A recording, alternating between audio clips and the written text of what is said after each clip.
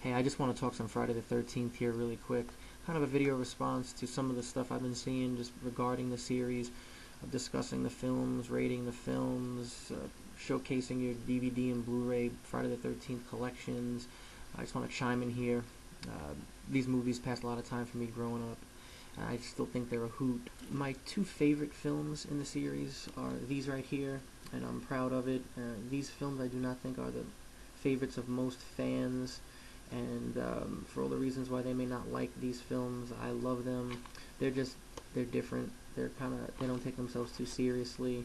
I like the vibe. What can I say? I really wish I could have been in the theaters when this first came out in 3D and experienced that. Because experiencing it in 3D is not going to happen with the deluxe home edition. But maybe someday, who knows? It'll be released again theatrically.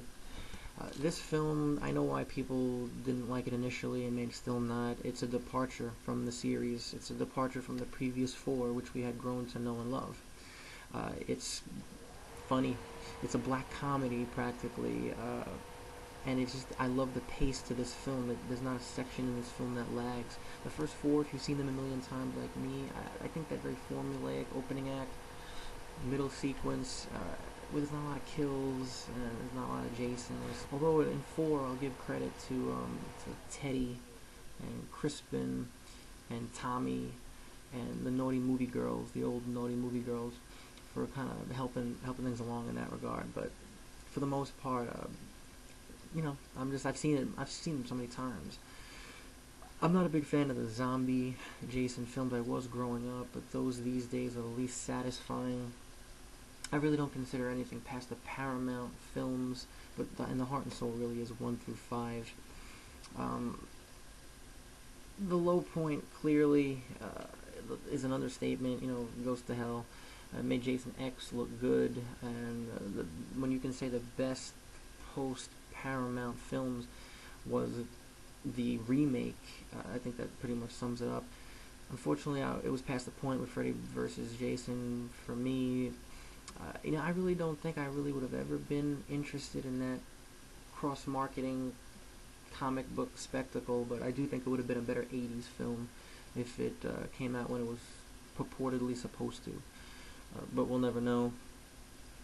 I want to give a shout out to my favorite girls, my favorite final girls, in no particular order. Ginny from Part 2. There was such a connection between us from very early on. She's my true love. I want to give a shout out to Pam. If you do need to revisit Part 5 in the beginning at all, just do it just for Pam if you're not really too familiar with her. Just really cute, and I loved her hokey, cheesy acting in the rain in that scene towards the end of 5, and she was really cute with a chainsaw too. And Chris from Part 3, I love you all just the same, not one more than the other. Those are my two favorite films, 3 and 5.